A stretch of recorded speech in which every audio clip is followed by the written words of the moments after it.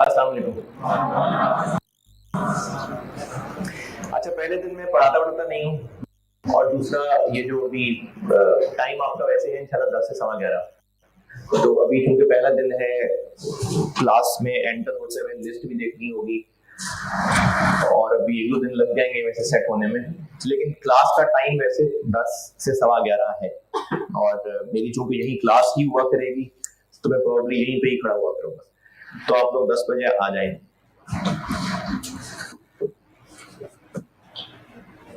अभी आप में से कितने लोग हैं जो अभी इससे पहले पहले 1 घंटा 2 घंटे पहले FR1 की क्लास में भी बैठे हुए थे? अगला साल आलू का है, पहले FR1 का है। बहुत नीचे कर लिया, मैंने पूछा है कितने लोग हैं जो FR1 में अभी सुबह थे? अच्छा, ठीक है, चलो तो इसी बात बदल लूंगा। FR2 में बैठे हुए थे।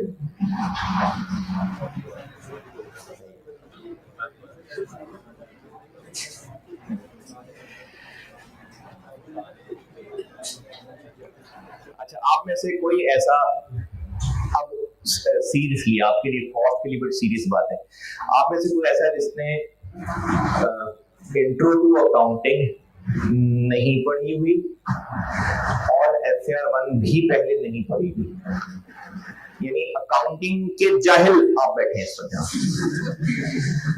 1 2 3 AFC पढ़ा था पहले वाला, और इंट्रो एग्जाम थी, और FR1 शुरू भी नहीं की थी। दोबारा आप हैं और कौन है? FR1 शुरू भी नहीं की थी बेटा पढ़ना? 16 किया, 16 तक नहीं, अगर आपने हाइट 16 किया था तो हाँ क्लासेस अटेंड की थी, तो बेसिक अकाउंटिंग तो कराई होगी ना? अच्छा, और आपने बिल्कुल भी नहीं ली थी क्लासेस? बिल्कुल भी क्लासेस नहीं ली थी, तो भी रहने देते हैं यार। अच्छा, ये जो वहाँ बैठे दूसरे कमरे में, आप में से कोई है जो पहले इंट्रो अकाउंटिंग नहीं पढ़ा, अकाउंटिंग का जाहिल है कोई? दूसरे कमरे में पूछ रहा हूँ, दूसरे कमरे में पूछ रहा हूँ भाई, है कोई नहीं है जाहिल?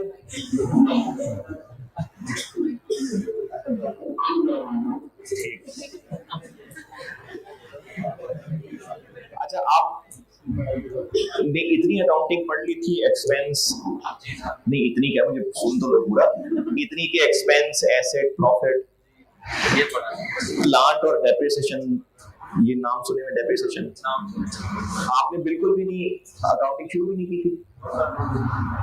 अच्छा, आप मुझे क्लास के बाद मिलना है। FR1 पढ़ रहे होगी या FR1 अभी नहीं शुरू की? नहीं, मुझे बात समझ नहीं आई आपकी। अभी इस वक्त FR1 मेरे साथ पढ़ रहे हो?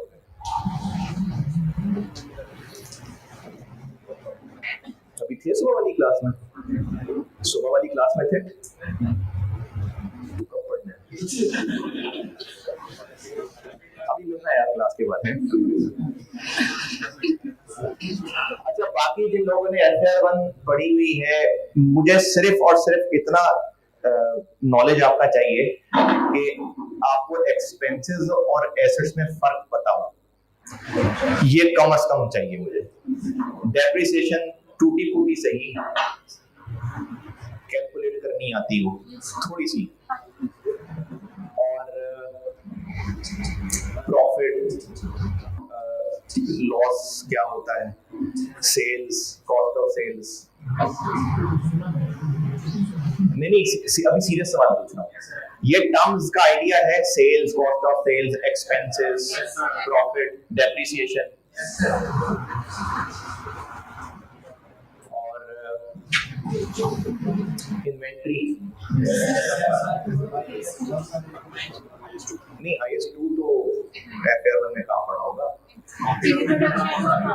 चले जो इंट्रो पढ़ के आए वो तो चलो इन्वेंटरी पूरी पढ़ी होगी ना, लेकिन जिन्होंने इंट्रो टू अकाउंटिंग नहीं पढ़ी है, जो 2-3 लोग थे, इन्वेंटरी होती है कुछ, इन 2-3 टर्म्स का आइडिया है सीरियसली?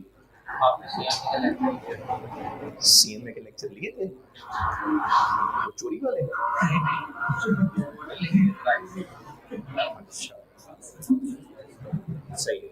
चले फिर भी जिन लोगों ने पहले अकाउंटिंग पढ़ी भी हुई है ना, कोई टर्म्स में ऐसी इस्तेमाल करूं जो आपको ना पता हो तो मुझसे पूछ लीजिएगा क्लास में। वैसे बहुत ज्यादा जरूरत नहीं मुझे अकाउंटिंग की है, बस ये जो 2-3 मोटे-मोटे नाम लिए हैं, expenses, incomes, sales, cost of sale, inventory, assets, depreciation, बस इतना चाहिए, ज्यादा नहीं। अगर आपने पहले बैड डेट्स नहीं पढ़े तो कॉस्ट में बैड डेट का कोई काम नहीं है मुझे। एक्रूअल प्रीपेमेंट्स नहीं पता तो कोई मसला नहीं, लेकिन प्रॉफिट एक्सपेंसेस वगैरह का आइडिया हो काफी।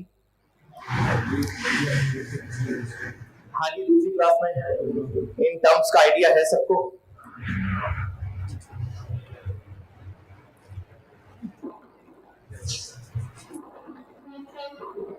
ठीक है।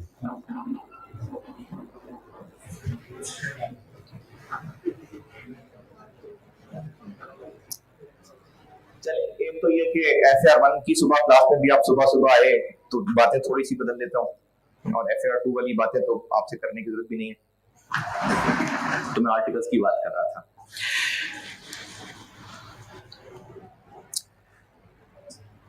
पहले थोड़ी सी नसीहतें, और ये FR1 वाली सेम ही होगी क्योंकि मेन नसीहत ही वो है। उसके बाद सब्जेक्ट पे आता हूँ और अपनी पढ़ाने की स्ट्रेटेजी, और आप लोगों से मुझे क्या क्या चाहिए। पहले तो आपको हौसला देने के लिए, आपको जिंदा जगाने के लिए नसीहत, सीए करने के लिए जो लोग भी यहाँ बैठे हुए हैं, कोई ऐसा है जो बस वैसी इबादत सोच के आया हो, या ये पता ही ना हो कि पैसे कमाने होते हैं, ऐसा कोई मासूम सा है नहीं? तो सीए करने आए हैं। अच्छा, मेजॉरिटी तो वो लोग होंगे जिनको कहीं एडमिशन नहीं मिला है ना, जिनको कहीं एडमिशन नहीं मिलता तो सीए में आ जाते हैं। जब एफएससी शुरू की होगी तो डॉक्टर बनना चाहते हैं, इंजीनियर बनना चाहते हैं, लेकिन जब कहीं नहीं रहे तो सीए में आ गए। एक तो वो कौम भी है, लेकिन सीए में आए, कहीं और भी जा सकते थे। तो सीए में आप लोग इसलिए आए हैं कि आप, और अगर आप नहीं तो आपको यहाँ भेजने वाले ये समझते हैं कि सीए कर लेंगे तो करियर अच्छा बन जाएगा और अच्छा रिस्पेक्टेबल अर्न कर लेंगे। अच्छा, जो लोग मुझे पहली दफा देख रहे हैं, मेरे बारे में कुछ जानते भी नहीं है, तो हाँ, जैसे हुलिये से अगर किसी को लग रहा हो, जहां जहां मौका मिलेगा दीन की बात भी करूंगा, लेकिन मैं कॉस्ट पढ़ाऊंगा आपको। और आप यहाँ क्लास में अगर बैठे हैं तो आप में से मुझे उम्मीद ये है कि अक्सर बच्चे जो हैं वो शोहरत सुन के ही बैठे हुए हैं, यानी आप में से कुछ बच्चे होंगे जो मुझे जानते नहीं होंगे, कहीं भी बैठते तो बैठ जाते हैं। ज्यादातर वही होंगे जो इरादतन, शायद जिद करके, शायद पेपर से भी पहले जिद करके मेरी क्लास में ही आके बैठे हैं। ऐसे ही है ना? तो आपको इंशाल्लाह कॉस्ट ही पढ़ाऊंगा, लेकिन जहां जहां कहीं मौका मिलेगा, जिन्होंने पहले मुझसे कोई पेपर पढ़ा हुआ है, जहां जहां भी जिंदगी में, आपकी जिंदगी में कुछ चीजें ऐड कर सका करूंगा इंशाल्लाह। आपका अल्लाह से तारुफ भी कराने की कोशिश करूंगा, लेकिन मेन काम मेरा कॉस्ट ही है। मैं जिस बात की आपने फीस दी है कॉलेज को, मैं इंशाल्लाह कॉस्ट ही पढ़ाऊंगा। तो आप में से सब ही, या अगर आप में से किसी को आइडिया नहीं है तो आपके पेरेंट्स को कम से कम आइडिया होगा कि आपको इस क्वालिफिकेशन के लिए भेजा गया है कमाने के लिए। और हमारे दीन ने जिम्मेदारी तो लगाई है मर्द की, औरत की जिम्मेदारी नहीं है। लेकिन जो आजकल सोसाइटी में जिस तरफ से हालात चल रहे हैं, तो इसमें कोई हर्ज नहीं है अगर लड़कियों को भी इस काबिल बना दिया जाए कि वो जरूरत पड़ने पे या वैसे भी अर्न करना चाहें तो कर सकते हैं। जिम्मेदारी बहरहाल दीन ने मर्द की लगाई है। तो आप लोग इस फील्ड में आए हैं अर्न करने के लिए। किसी को इस बात से इख्तलाफ कि नहीं अर्निंग नहीं, तो अर्निंग की बात कहां से आ गई? ऐसा किसी को इख्तलाफ? कि नहीं सीए अच्छा, सीए करके कमाते हैं, मेरा ख्याल था 12,000 की नौकरी लगती है, ऐसा तो नहीं किसी को लगता। हाँ। अब आप जब यहाँ अर्न करने के लिए आए हैं तो कोई बिजनेस कर लेते भाई, कोई फैक्ट्री लगा लेते, कोई बड़ा सा स्टोर खोल लेते, कर लेते है जी। पैसे नहीं थे, कैपिटल नहीं था। तो जब आपके पास, आपके पेरेंट्स के पास कैपिटल नहीं था तो उनके पास आप पे भरोसा करने के अलावा और हल नहीं था। आपकी शायद काबिलियत होगी, शायद उनको लगता होगा कि ये पढ़ाई में अच्छा बच्चा था, तो उन्होंने आप पे चांस लिया है। अब चूंकि आप कॉस्ट के स्टूडेंट है ना, तो इसलिए मैं इसको ज्यादा और डिटेल से बताता हूँ। FAR1 से थोड़ी ज्यादा, जो मैंने बात FAR1 की क्लास में की थी, उससे थोड़ी और डिटेल में जाता हूँ। आप लोगों ने यहाँ पर जो आपने रजिस्टर खरीदे हैं, एक रजिस्टर कितने का आता है ऑन एवरेज? 100-200 का। अच्छा, कॉस्ट में आपके, अगर आप सही तरह से बाकायदगी से स्टूडेंट रहें, छुट्टियां ना करें, लिखा भी करें, तो 3-4 रजिस्टर तो आपके लग जाएंगे, इतने आपके लग जाएंगे। तो आपकी स्टेशनरी पे खर्चा होगा, कैलकुलेटर भी एक खर्चा है, फिर उसके अलावा आपने क्लास लेने आना है, तो अगर आप यहाँ करीब रहते हैं और पैदल आ जाते हैं, चलो फिर तो ठीक नहीं, फिर तो ठीक है, खर्चा नहीं है। लेकिन अगर आपने कहीं दूर से आना है और पेट्रोल हो गया है कितना, तकरीबन 250 रुपए, अब उसमें अगर आप बाइक पे आते हैं तो उसका पेट्रोल का हिसाब आप खुद कर सकते हैं। पिक एंड ड्रॉप है, रक्षे है, चिंची है, चिंची का चलो किराया है, रक्षा लगवाया हुआ महीने का, वो खर्चा भी कैलकुलेट कर लें। और उसके बाद आप में से कितने लोग हैं जो लाहौर से बाहर के हैं, और लाहौर से बाहर के हैं तो यहाँ पर यकीनन कहीं हॉस्टल में रह रहे होंगे, शायद कोई होंगे जो चचा ताया मामू खाला के घर रह रहे होंगे।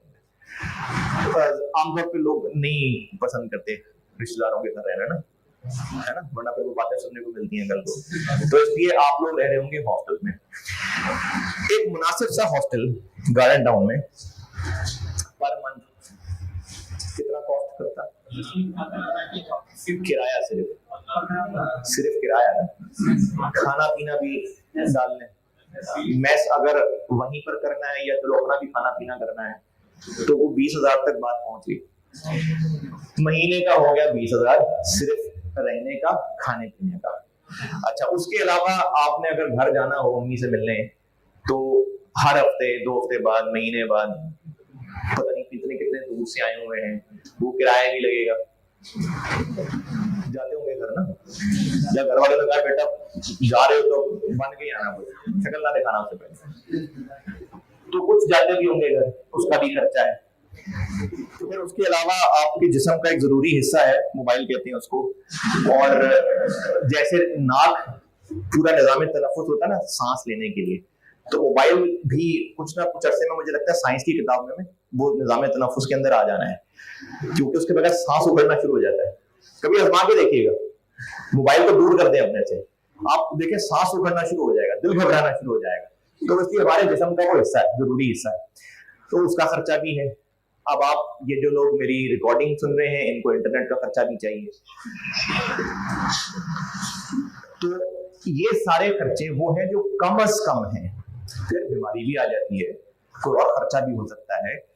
अब ये सारे खर्चे अगर आप कैलकुलेट करके देखें, तो आप अपने अब्बा को, या अगर आपके अर्निंग सोर्स चचा था या कोई बड़े बहन भाई में से कोई है, जो भी आपका अर्निंग सोर्स है, आप उनको महीने के सिर्फ खाना पीना रहना, पढ़ने आना जाना को 25,000 तक में कॉस्ट कर रहे हैं। पेपर की फीस डाल लेते हैं, पेपर की फीस आपने तकरीबन 20,000 के करीब आपने एक पेपर की फीस दी। फिर उसके बाद आईकैप का एग्जाम देंगे, कितनी आईकैप के एग्जाम की पेपर फीस है? एक पेपर की 5,000 है, ज्यादा दें तो शायद कम हो जाती है ना। और बार बार अटेम्प्ट दिए चले जाएं तो वो कोई डिस्काउंट मिलता है उसका कि नहीं, रीटेक का डिस्काउंट नहीं होता। चले, वो एग्जाम फीस आईकैप वाली भी। फिर उसके अलावा पढ़ाई पे और खर्चे हो सकते हैं, फोटोकॉपी के खर्चे हो सकते हैं। ये सब कुछ करके एवरेज अगर कर लें, यानी आपके पेपर की फीस भी मैं डाल लूं, तो आप तकरीबन कुछ 30,000 प्लस पर मंथ अपने अम्मा अब्बा को कॉस्ट कर रहे हैं। और ये सिर्फ वो लोग नहीं है जो हॉस्टल में रह रहे हैं, अगर अपने घर में आप रह रहे हैं यही लाहौर में, तो उस घर का खर्चा कभी पूछे अम्मा अब्बा से, देखें कुछ लोगों को बचपन में इन्वॉल्व भी कर लिया होता है पेरेंट्स ने, घर का खर्चे का आइडिया होता है, बिल वगैरह सब, अगर आप उसकी भी कैलकुलेशन करके देखें तो लाहौर में रहने वाले भी पर हेड 30,000 प्लस कॉस्ट कर रहे हैं।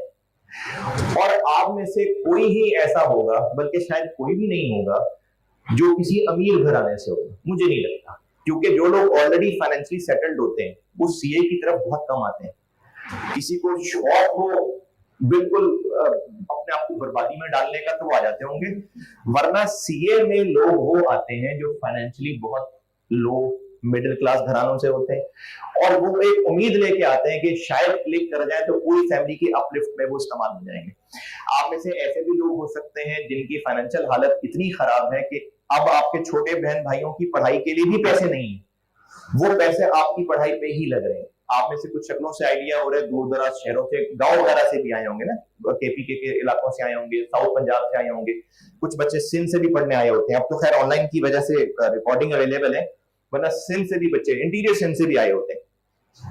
अब आप जिन इलाकों से मेरे बच्चों आए हैं, आजाद कश्मीर से काफी सारे बच्चे आ रहे होते हैं, जिन इलाकों से आप आए हैं वो इलाके बड़े शहरों में नहीं शुमार हैं, वो छोटे शहर हैं, वहां आमदनी के जराए कम हैं, इसलिए आप उन फैमिली से हैं तकरीबन सारे जो ऑलरेडी इतने फाइनेंशियली स्टेबल नहीं है कि अगर आप सीए ना कर सके तो आपको कोई और कारोबार करा देंगे।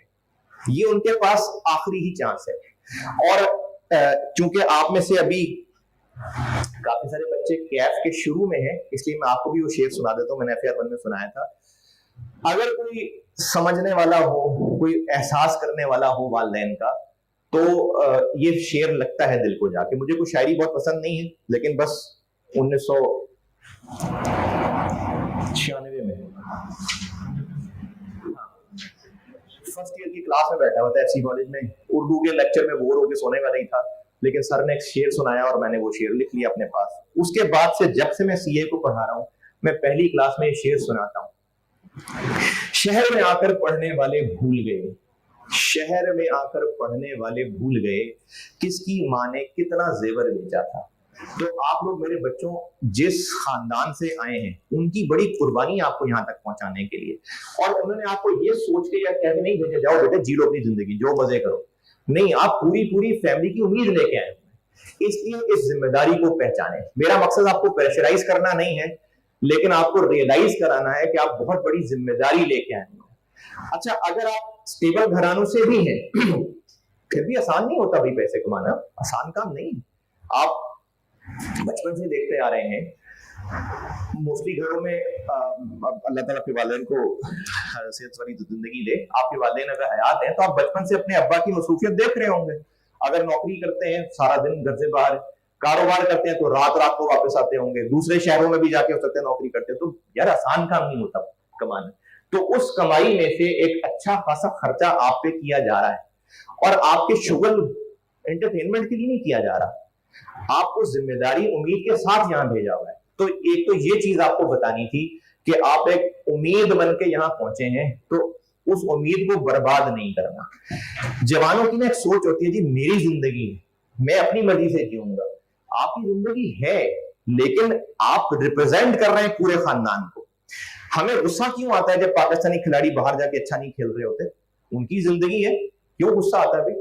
ये जो चलो परसों वाला तो तुक्के से ही जीत गए, जो तीसरा मैच हारे हैं, तो या अभी वर्ल्ड कप में जाएंगे या एशिया कप में फाइनल हार के आगे, तो गुस्सा क्यों आता है?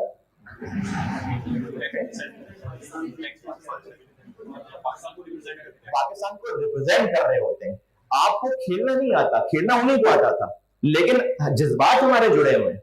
वो पाकिस्तान का कलर पहन के जा रहे हैं, वो रिप्रेजेंट कर रहे हैं पाकिस्तान को, हमारे जज्बात जुड़े हुए हैं। और उनसे शिकायत हारने की नहीं होती है, हारने की शिकायत नहीं होती है।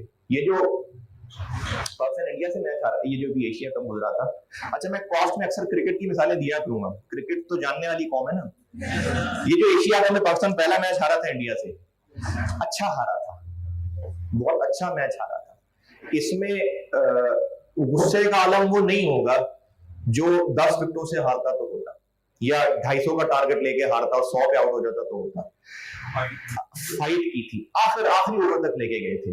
तो इसलिए हमें उन पे इसलिए गुस्सा नहीं आता कि वो हार गए हैं, हमें इसलिए गुस्सा आता है कि जैसा हमको परफॉर्म करना चाहिए था वैसा परफॉर्म नहीं किया। तो बेटा यही चीज ना आपके वालिदैन भी आपसे एक्सपेक्ट कर रहे हैं, रिक्वायर कर रहे हैं और डिजर्व कर रहे हैं कि आप परफॉर्म करने की एफर्ट जरूर करिए। अब आप जब यहां आए हैं पढ़ने, नौजवान बच्चे सारे जो मुझे जानते हैं, मैं कोशिश करूंगा पूरे सेशन में जहां जहां मौका मिला बातें आपको सिखाता रहूंगा। और लेकिन आपके दिल में जो मेरा मुकाम बनेगा वो पहले इंशाल्लाह सब्जेक्ट से ही बनेगा, यानी मैं आपको सब्जेक्ट ही अच्छा पढ़ाऊंगा, उसके बाद प्लस चीजें हैं जैसे जिन्होंने पहले पढ़ा हुआ है मुझसे, तो मैं अभी नवंबर के फर्स्ट वीक में फारिग हो जाऊंगा CFAP से, तो फिर मैं बयान का सिलसिला शुरू कर दूंगा। जो पहले मुझे जानते हैं, जिन्होंने पहले मुझसे पढ़ा हुआ है, मैं शुरू कर लूंगा इंशाल्लाह। और भी बहुत सारी चीजें सोची होती हैं आप लोगों के लिए, क्योंकि नीयत से, इरादे से मैं टीचिंग प्रोफेशन में हूँ, तो और भी आप लोगों के लिए काफी कुछ मेरी कोशिशें, इरादे होते हैं। देखें इंशाल्लाह जब आप 3.5 महीने बाद यहाँ से जाएंगे तो कोशिश भी है, दुआ भी है कि आप बेहतर इंसान बन के निकले यहाँ इस कमरे से। कॉस्ट तो पड़े लेकिन बेहतर इंसान बन के निकले हों, जिंदगी में तब्दीली लाने का मैं जरिया बना हूँ, कोशिश करूंगा इसकी। तो इसलिए ये मुख्तलिफ टॉपिक पे बातें चलती रहेंगी, लेकिन पहली क्लास की नसीहतें कीमती होती हैं, कुछ चीजें याद रह जाती हैं। वो लड़के, खास तौर पे लड़कियां भी, जो ऐसे शहरों से आए हैं जहां पर माहौल यहाँ बड़े शहर से डिफरेंट था, तो आप उनके जवान बच्चे हैं, अब आप जब यहाँ पहुंचेंगे तो आपको बहुत कुछ ऐसा देखने को मिलेगा जो आपके पुराने गांव शहर में ये नहीं, आपको फैसिलिटी तो नहीं कहना ठीक, आपको ये एनवायरनमेंट नहीं अवेलेबल था। अब आप उनके जवान बच्चे हैं और हॉस्टलाइट हैं, मैंने बहुत सारे बच्चों को बिगड़ते देखा है, बच्चियों समेत। तो बेटे आप अपने घर वालों को रिप्रेजेंट कर रहे हैं, आप उनके इज्जत के एम्बेसडर भी हैं, तो इसलिए यहाँ पर आके ऐसी हरकतों में मत पड़ जाना कि जिससे कल को आपके पेरेंट्स तक बात पहुंचे तो आप उनको मुंह दिखाने के काबिल ना रहे। ये पहले दिन मुझे जरूरी इसलिए नसीहत लग रही है क्योंकि मैं ये देखता हूँ, मैं ये होता देखता हूँ। मैं देखता हूँ बच्चे जब यहाँ आते हैं बड़े शहरों के अंदर तो जवानियां चढ़ी होती हैं और वो फिर बिल्कुल अपनी हदों से बाहर निकल जाते हैं। तो ऐसे मेरे बच्चों नहीं करना, आप अपने वालिदैन की इज्जत, उनकी उम्मीदों को लेके यहाँ आए हुए हैं। अगर आप अच्छा परफॉर्म नहीं करेंगे तो आपके वालिदैन जरूर मायूस होंगे, जैसे हम कौम के तौर पे मायूस हो जाते हैं जब टीम अच्छा नहीं खेलती, तो वो तो वही पैसे लेके खेलते हैं ना, आप तो उनकी औलाद हैं। तो आप जब अच्छा परफॉर्म नहीं करेंगे तो आप उम्मीदें तोड़ने वाले बन जाएंगे। आपका काम बस अपनी कोशिश करना है, पास हो गए बहुत अच्छी बात है, नहीं तो आपका काम फिर भी कोशिश करते रहना। चलिए ये तो हो गई थोड़ी संजीदा किस्म की नसीहत। अब मैं इस सब्जेक्ट में आपके लिए क्या करूंगा, या आप नाम सुन के यहाँ रश देख के आ गए, तो पहली बात तो ये जहन में रख लें कि मेरे पास ऐसा कोई तावीज, कोई इंजेक्शन, कोई ऐसी पक्की, कोई ऐसी गोली, ऐसा कुछ नहीं है कि आप यहाँ 3 महीने आके 3.5 महीने आके बस बैठ के मेरी जियारत कर लें और कॉस्ट आपको आ जाएगी, ऐसा नहीं होगा। जो मैं सिखाऊंगा, जो मैं मेहनत से आप तक पहुंचाने की कोशिश करूंगा, वो मेहनत उतनी ही आपको और करेंगे तो चीजें समझ आएंगी, क्योंकि कॉस्ट एक मुश्किल सब्जेक्ट है। ये मैं आखिर तक कहता रहूंगा, कॉस्ट एक मुश्किल सब्जेक्ट है, क्योंकि मैं नहीं भी कहूंगा तो आपको पता तो लग ही जाएगा, बल्कि लग पता जाएगा। तो इसलिए मेरा ऐसे कह देने से, उस शौक से मैं आपको पहले ही बता रहा हूं, तो कॉस्ट एक मुश्किल सब्जेक्ट है। लेकिन क्या इम्पॉसिबल है? नहीं, बिल्कुल ऐसी बात नहीं है। मेरा काम है आपको कॉन्सेप्ट पहुंचाना और जो भी आपके लेवल पे आसान मिसालें दे सकूं, बिल्कुल आपके लेवल पे आके समझाना, कोशिश अपनी पूरी करता हूं। लेकिन मुझे ना मुर्दा लोग नहीं चाहिए। मैं कहानी सुनाता हूं, मैंने पहले अक्सर क्लासेस में, मेरा ख्याल में हर क्लास में सुनाई होती है मैंने, और ये कॉस्ट में मैं खास तौर पे मुझे जरूरी, पहले भी शायद कॉस्ट में सुनाई होगी किसी, लेकिन मुझे कॉस्ट में बड़ी जरूरी लगती है पहले दिन सुनाना। फर्स्ट ईयर में मैं जब था, इंग्लिश में एक स्टोरी थी, पता नहीं सिलेबस चेंज हो गया शायद, अब स्टोरी सिलेबस में ना हो, अगर हो तो चलो दोबारा सुन लेना। उस स्टोरी का नाम था फर्स्ट फ्लाइट, और स्टोरी ये थी कि एक परिंदा होता, सीगल कहते हैं उसको, मछलियां खाते हैं, समुद्र के किनारे रहते हैं, चट्टानों पे रहते हैं, मछलियां खाते हैं।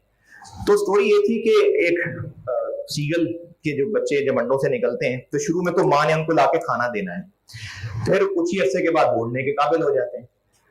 तो एक बच्चे की कहानी है, और वो बच्चा उड़ने की हिम्मत नहीं कर रहा था, उड़ने की कोशिश करता था, उसे उड़ा नहीं जाता था। उसके बहन भाई उड़ने लग गए, वो उड़ नहीं सकता था। अच्छा, ये तो आप इंसान के बच्चे हैं ना, कि 20-20 25 साल के हो गए हैं और माँ बाप रोटी ला के खिलाते हैं, ये तो इंसान के बच्चे के नखरे हैं, जानवर के बच्चे के नखरे नहीं होते। तो वो परिंदे के बच्चे ने खुद सरवाइव करना था, तो उसने बचना था, लेकिन उससे उड़ा नहीं जाता था, कोशिश करता था, नहीं उड़ा जाता था। अब उसकी माँ ने उसके लिए खाना जो लाके देती थी उसको, लेकिन माँ भी देख रही थी कि बहन भाई उड़ रही है, नहीं उड़ रहा। तो माँ ने उसकी ट्रेनिंग इस तरह से शुरू की कि माँ ने ना उसको खाना देना छोड़ दिया। अच्छा, जब खाना देना छोड़ दिया तो भूख लगनी शुरू हो गई। फिर माँ ने अगला स्टेप ये किया कि मछली लेके आई और उसके सामने बैठ के खाने लगी, उसको नहीं दिया। अब ये ऐसे ही है कि आपके अम्मा बाप आपके सामने बर्गर ला के खा रहे हैं और आपको दे ही नहीं रहे। तो उस बच्चे के सामने माँ खाना लाके खा रही थी मछली, और बच्चे को नहीं दे रही थी। बच्चे को भूख लगी थी, वो थोड़ा आगे बढ़ा, माँ पीछे हो गई, और थी बच्चा और आगे बढ़ा, माँ और पीछे हो गई। करते करते ना माँ बिल्कुल एज के पास आ गई, और बच्चा बहुत फ्रस्ट्रेट हो रहा था कि खाना खाना है मैंने। अब जब बच्चा पूरी कुव्वत से झपटा है तो माँ उड़ गई, और वो चूंकि एज था चट्टान का, तो वो बच्चा चट्टान से नीचे गिर गया। अच्छा, नहीं अभी अफसोस नहीं है, अभी नहीं है, अभी आगे ट्विस्ट आना है। तो वो जब बच्चा नीचे गिरा, अब था तो परिंदे का बच्चा, इंसान का बच्चा तो नहीं था, परिंदा था तो पर तो थे उसके पास। तो जब वो नीचे गिरा, उसने हाथ पांव मारे तो उसके पर खुल गए, और जब उसने पर मारे हैं, थोड़ा सा ही गया होगा, उड़ना शुरू कर दिया। अब उसने वो उड़ना सीख लिया। लेकिन अगर उसकी माँ उसको वहीं बिठा के खिलाती रहती तो फिर वो उड़ना नहीं सीख सकता था। मैंने आपको जरूर उड़ना सिखाना है, लेकिन अगर आप ये एक्सपेक्ट करेंगे ना कि सारा सवाल सर हमें खुद ही पढ़ के देंगे, मैं पहले भी बता रहा हूं, मैं कोशिश करूंगा सबके लेवल पे आने की, इंशाल्लाह जरूर आऊंगा, सबको समझा के भेजूंगा, कोशिश पूरी करूंगा। लेकिन आपने ऐसे करके नहीं बैठे रहना, आपने आगे बढ़ना है, क्योंकि मैं आपके अंदर ऑपरेशन करके ये नॉलेज नहीं डाल सकता। मेरा काम है आपको समझाना, और कोशिश करके वो मिसालें देके समझाना।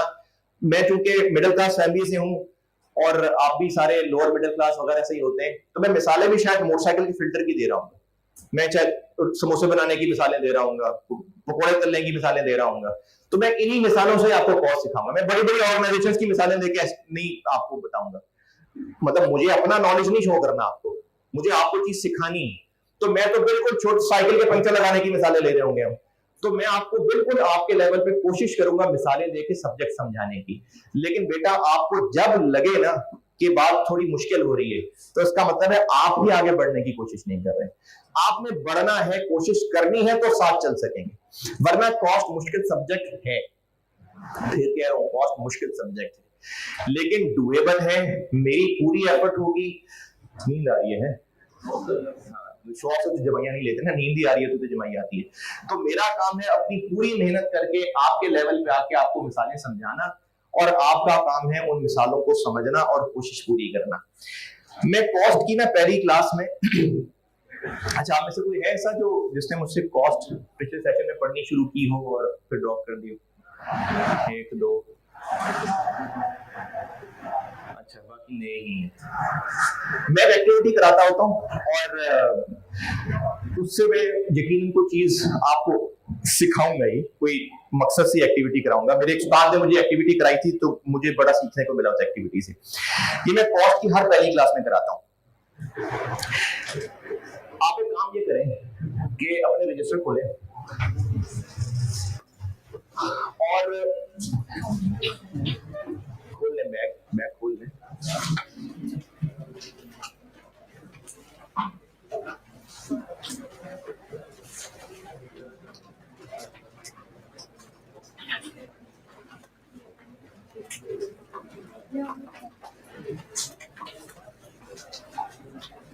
ईट ब्रेक, पता है ईट देखिए कभी?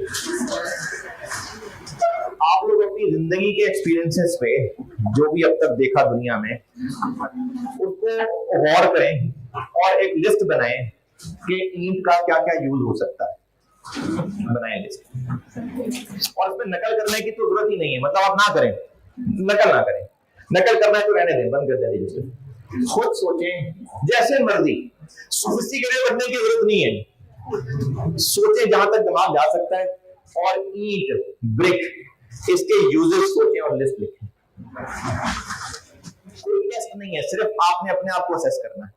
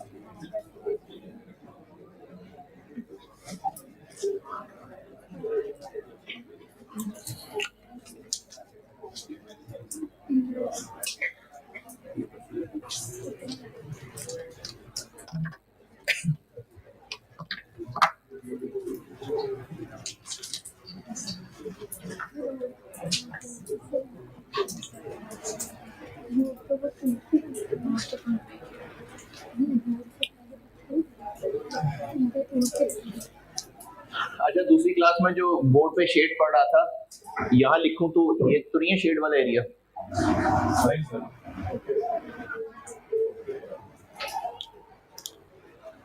जी जनाब,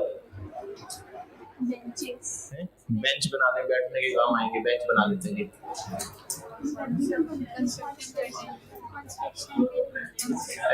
कंस्ट्रक्शन के काम, अच्छा कंस्ट्रक्शन काफी है, मतलब अगर आप मेरी दीवार बनाने के लिए, घर बनाने के लिए, पुली बनाने के लिए, बस कंस्ट्रक्शन है। छत पे कपड़े फैलाएं दीवार पे तो उन पे पत्थर रखना है कि उड़ ना जाए, तो अभी बात चले कपड़े पर वजन के तौर पे। अच्छा जी, लड़ाई बिल्कुल ठीक है, ठहरे जरा, लड़ाई कर लें, लड़ाई के लिए बिल्कुल ठीक है। चूल्हा बनाने के लिए, क्योंकि ये हीट एब्जॉर्बर है, और बिल्कुल जबरदस्त, टायर के नीचे रखने के लिए, टायर स्टॉपर बना दिया है इसको, है विकेट बनाने के लिए, रास्ता रोकने के लिए, हाँ पानी, वो गटर का पानी निकला हुआ है, सड़क पे आया हुआ है, तो पानी में रास्ता बनाने के लिए। हाँ जी, और कवर बनाने के लिए, सही है। कवर में वो साइड जब जाएंगे ना तब तो आपको पता जाएगा, साइडों पे ना वो ईंटों की दीवार बनानी होगी, कवर में इस्तेमाल होगी। और तंदूर बनाने के लिए ठीक है वो, हाँ जी, होली डंडे में ईंट का क्या काम है, वो पिट्ठू गर्म होता है। हाँ जी, हाँ जी, क्या, हाँ जी, दरवाजे के आगे रुकावट रखने के लिए, दरवाजा बंद हो रहा है बार बार, ठीक है जी, एक्टिविटी कराने के लिए। अच्छा, और बिजनेस के लिए, आप वो तो इन्हीं को बेच रहे होंगे ना, और बिल्कुल डंबल के तौर पे, वेट के तौर पे, और वो वेट के तौर पे तराजू पे रखने के लिए, और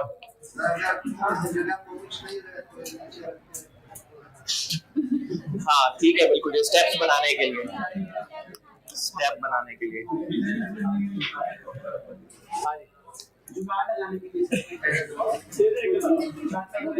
हाँ तो जुगाड़ लगाने के लिए, ठीक है। और ये हीट दौर पर है तो चोट लगी है तो सेकने के लिए भी है, आप, हाँ नहीं सही है, ये चोट लगी है सेकने के लिए, और चोट लगाने के लिए भी है ना, लड़ाई कर ली,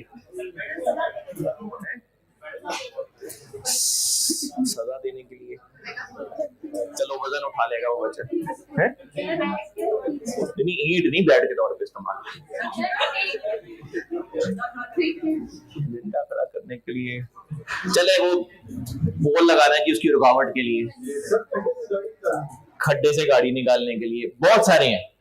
अच्छा, ये जो मिसालें आप बता रहे हैं, ये सारी आपने शायद देखी होंगी कहीं ना कहीं, या खुद भी की होंगी।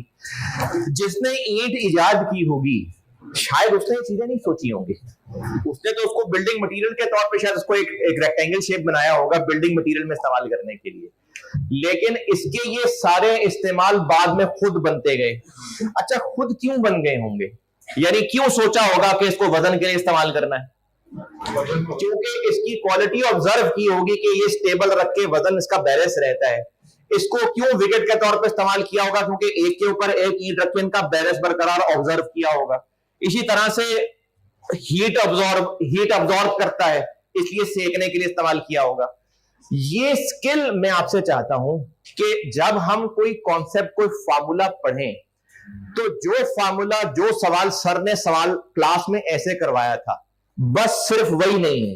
हो सकता है उसको हम कभी किसी और चैप्टर में किसी और एंगल से जाके सोच रहे हो सकता है कभी हम रिवर्स कैलकुलेशन कर रहे हो, कभी फॉरवर्ड कैलकुलेशन कर रहे हो, कभी हम कोई चीज पर यूनिट करके कैलकुलेट कर रहे हो, कभी हम टोटल से पर यूनिट पे आ रहे हो।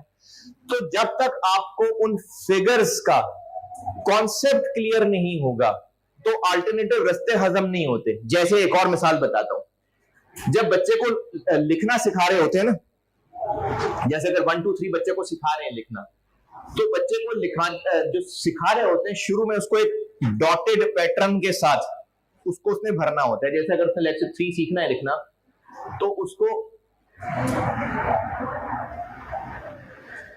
ये पहले डॉटेड पैटर्न फुल करना होगा। अच्छा, जब वो इसके ऊपर पेंसिल फेर रहा होगा तो उस वक्त वो कर क्या रहा है? वो सिर्फ डॉट्स को ज्वाइन कर रहा है। उसको सिर्फ ये कहा गया कि इन डॉट्स को ज्वाइन कर। अब जब तक उसके पास डॉट्स हैं वो ज्वाइन तो कर लेगा, लेकिन बगैर डॉट्स के वो ये शक्ल क्यों बना पाएगा? क्योंकि उसने डॉट्स को ज्वाइन करते करते एक और चीज ऑब्जर्व की ओवरऑल कि इसकी शेप कहां से टर्न हो रही है, कहां से कर्व है, कहां कॉर्नर है। जब उसने इसका पैटर्न ऑब्जर्व किया ओवरऑल, देखे ये ऐसे करके देखेगा ना, 3 की शेप नजर नहीं आ रही, ओवरऑल देखेगा तो उसको शेप पता चलेगी। तो मैंने आपको कॉस्ट कॉन्सेप्ट सिखाने हैं। ऐसा होगा बिल्कुल, किसी चैप्टर में मैं एक एंगल बता रहा हूं तो दूसरे चैप्टर में कोई एंगल बता रहा हूं। अच्छा, ये मैं तो परेशान करने के लिए नहीं बता रहा, ये हमको बहुत अजीब सा काम नहीं करने लगे हैं, लेकिन सिर्फ लकीर के फकीर बन के नहीं रहना, सिर्फ अपने दिमाग को ये महदूद नहीं कर लेना कि ये इन 4 लाइनों का प्लस करके ये आंसर बना था तो बस ऐसे ही होता होगा। उसकी कोई वजह भी होगी, उसकी वजह भी सोचें। कभी हो सकता है उसी चीज को मैं किसी और स्टाइल में सॉल्व कर रहा हूं, कभी किसी और स्टाइल में सॉल्व कर रहा हूं। मैं कम से कम लोगों के लेवल को भी सामने रखते हुए ये बताया करूंगा कि भाई कम से कम दर्जा का ये याद कर लें, ऐसे भी चलाऊंगा, लेकिन मैं वर्किंग चेंज भी कर रहा हुआ करूंगा, क्योंकि मैं चाहता हूं कि आप जब कॉन्सेप्ट सीखें तो उन पे ऐसी ग्रिप बने कि आप उनके अल्टरनेटिव लिंक्स भी सोच सकें। जैसे कहीं पहुंचना है, अब उस पहुंचने के लिए जो रास्ता आपको आता था, वहां खुदाई हुई है रास्ते में, वो रास्ता ही बंद है, फिर क्या करें है? वो गली बंद है, टेंट लगा हुआ है, शादी हो रही है वहां, टेंट लगा हुआ है, नहीं गुजर सकते वहां से। अब वो दूसरे रास्ते से आप जाएंगे, उस दूसरे रास्ते से आपको ये पता होगा थोड़ा मैप लेवल पे कि मैं जा उस तरफ रहा था, तो अगर मैं इधर भी चला गया तो अल्टीमेटली मुझे इधर ही होना है। ये ना हो कि इधर होते होते होते आप इस्लामाबाद पहुंच जाएं। अल्टरनेटिव रास्ता भी अगर ले रहे होंगे तो कुछ ना कुछ तो डायरेक्शंस का लिंक बनाएंगे ना। ये लिंक मैंने आपको बनाने की कोशिश करनी है कि आपको कॉन्सेप्ट ऐसे सिखा सकूं कि आप उनके मेन ढांचे तक पहुंच सकें। ये मैंने कोशिश करनी है, और ये झलकियां दिखाने का सिर्फ ये मकसद था कि हम एक ही चीज करने के कभी कोई तरीका कर रहे होंगे, कभी कोई तरीका कर रहे होंगे, ताकि स्कोप हमारा और वाइड हो, ताकि हमारा एक्सपोजर और बढ़े। तो मैंने आपको सब्जेक्ट को पास करने के लिए तो एफर्ट करानी है, लेकिन इस सब्जेक्ट के कॉन्सेप्ट भी सिखाने की कोशिश करूंगा। इसलिए कोशिश करूंगा कि आपको हर टॉपिक की कोई ना कोई बेस कहानी चला के और फिर उस कहानी में उतार के बिजनेस का मैनेजर बना के फिर उस टॉपिक को हम पढ़ें। तो मेरी तरफ से बहरहाल ये कोशिश होगी, और उसके लिए आपके लिए बहुत ज्यादा जरूरी चीज लेक्चर नोट्स हैं। मुझे आपका रजिस्टर चाहिए इसके लिए, जो रोज आपके पास हो। लेक्चर नोट्स शदीद किस्म के जरूरी हैं, क्योंकि मैंने जो कॉस्ट आपको सिखानी है वो सब मेरे यहाँ है, और वो सारा कुछ मैंने आपके रजिस्टर पे लिखवाना है। शायद एक आधा टॉपिक होगा जिसके मैं कुछ फार्मूलों की वजह से प्रिंटेड नोट्स दूंगा, अदरवाइज सारी कॉस्ट मैंने आपको आपके रजिस्टर्स पे उतरवानी है। तो लेक्चर नोट्स जरूरी हैं, और कॉस्ट प्रैक्टिस है। अच्छा, cost and management accounting numerical है, सारा न्यूमेरिकल है। प्रैक्टिस के लिए मेरी तो चीज जो जरूरत है वो पास पेपर्स हैं, लेकिन पैक की बुक का फायदा आपको ये होगा कि वो सारे पास पेपर्स मैंने इंश्योर किया कि वो सारे पेपर्स इंक्लूडेड हों जो मैंने कराने हैं। वो एक तो टॉपिक वाइज कंपाइल हुए होंगे, वरना ओरिजिनली तो पास पेपर्स पूरे 8-9 सवालों का एक पेपर होता है ना। तो वैसे तो पास पेपर्स भी अगर आपके पास हो तो चल जाएगा काम, लेकिन अगर पास पेपर्स अभी आपके पास नहीं है तो फिर कुछ तो बुक खरीदनी है। तो इसलिए पैक की बुक खरीदने में फायदा ये होगा कि वो टॉपिक वाइज कंपाइल्ड है, और दूसरा कई सारे सवालों के आईकेप के सॉल्यूशन से मैं मुत्तफिक नहीं, वो गलत है। तो आप मुझ पर भरोसा क्यों करेंगे भाई? मैंने कह दिया गलत है आईकेप के, मैं क्या पता सेशन के एंड पे कैमरे को देख के हाथ हिलाने। तो आपको मुझ पे भरोसा करके चलना पड़ेगा, आपको मुझ पे भरोसा करके आगे बढ़ना पड़ेगा, इसीलिए यहाँ आए। तो आईकेप के कई सॉल्यूशन गलत हैं, तो उनमें अमेंडेड सॉल्यूशन वो मैंने फिर दिए थे पैक वालों को, तो वो इसके अंदर डाल दिए हुए। तो इसलिए पैक की बुक ले लीजिएगा, जो भी मुझे नहीं लगता आई है, प्रिंटिंग में होगी, क्योंकि अभी शुरू में मैंने आपको कुछ बेसिक कॉन्सेप्ट बताने, उसके लिए क्वेश्चंस में कॉपियर को ही दूंगा। वो बेसिक कॉन्सेप्ट के क्वेश्चन बुक में नहीं है, वो मैंने आपको कॉस्ट पढ़ने के काबिल बनाने के लिए कुछ सवाल देने हैं, वो कॉपियर को ही दूंगा, वो आप कॉपियर से ले लीजिएगा। लेकिन उसके बाद जब हम पास पेपर प्रैक्टिस पे आएंगे तो वो पैक की बुक खरीदनी है आप लोगों ने, जिन्होंने मुझसे लास्ट टाइम कॉस्ट पढ़नी शुरू की थी, और अगर उनके पास पास पेपर सारा बंडल है तो चल जाएगा, नहीं है तो आप पैक की बुक ले लीजिएगा। इससे फायदा ये है कि वो टॉपिक वाइज कंपाइल्ड है, और जिन सॉल्यूशन से मुझे इख्तलाफ है तो मैंने अपने सॉल्यूशन ही इसके अंदर प्रिंट करवाने। तो ये 2 चीजें हैं जो मुझे चाहिए आपसे, कि लेक्चर नोट्स आपके पास हो और ये पैक की बुक जिसमें मेनली पास्ट पेपर्स ही हो, वो आपके पास होनी चाहिए। और आपने कैलकुलेटर हो, कैलकुलेशन वाला सब्जेक्ट है सारा, और मुझे पता है मोबाइल में कैलकुलेटर होते हैं, लेकिन मोबाइल वाला कैलकुलेटर ना सब चलाया करें, क्योंकि जिसकी पेपर में आपको इजाजत है ना उसी की प्रैक्टिस किया करें। तो कैलकुलेटर आपके पास अपना होना चाहिए। तो 2-4 लोग मिलके एक कैलकुलेटर खरीद के काम चला लें, ऐसे ना करें, हर एक के पास अपना कैलकुलेटर होना चाहिए। रजिस्टर, पैक की बुक और कैलकुलेटर, ये आपके पास रोज हो। और आपने इसके अलावा कुछ पूछना है? मैंने भी कोर्स के बारे में कुछ नहीं बताया आपको, सब्जेक्ट क्या है वो पढ़ाना बताऊंगा तो बताऊंगा। अभी स्ट्रेटजी से रिलेटेड, अपने से रिलेटेड आपने कुछ पूछना है तो पूछें, कोई सवाल परेशानी है जी? किधर है, कौन है, कहाँ है? ये पैक वाली बुक पूछ लीजिएगा बुक शॉप से, मेरे ख्याल में अभी नहीं हुई है प्रिंट, फिर भी पूछ लीजिएगा जी। और कोई सवाल? अच्छा, एक जरूरी बात तो रहेगी बतानी, आप सारे के सारे मेरे लिए मेरे बच्चे हैं, और आपको मैंने खुलूस से पढ़ाने की कोशिश कर रही हूँ। मैं चाहता हूँ कि आप यहाँ से सीख के जाएं। आप जिस भी बैकग्राउंड से हैं, आपकी बोली जैसी भी है, जैसे मर्जी ग्रामर है आपकी जैसे मर्जी आवाज है, मेरे लिए आप मेरे बच्चे ही हैं। और अगर आपको समझ नहीं आ रहा तो आपने पूछना है। अगर आपको ये शर्मिंदगी हो रही है कि बाकी सबको समझ आ रहा है, आप अकेले को समझ नहीं आ रहा, तो ये सिर्फ वसवसे होते हैं, वरना अगर किसी एक को समझ नहीं आ रहा तो वो समझे बाकियों को भी नहीं आ रहा। तो इसलिए जिसको जो परेशानी हो वो पूछा करे। हाँ, कुछ लोगों की पर्सनैलिटी में कुछ ऐसी बात होती है कि वो कुछ भी बोलते हैं, लोग हंसना शुरू हो जाते हैं। हंसने देना लोगों को। आपने जो पूछना है मुझसे पूछना, जैसे मर्जी, लेकिन पूछना, पूछने से नहीं शर्माना। आप पूछते चलेंगे, सीखते चलेंगे। बस, कोई सवाल नहीं और?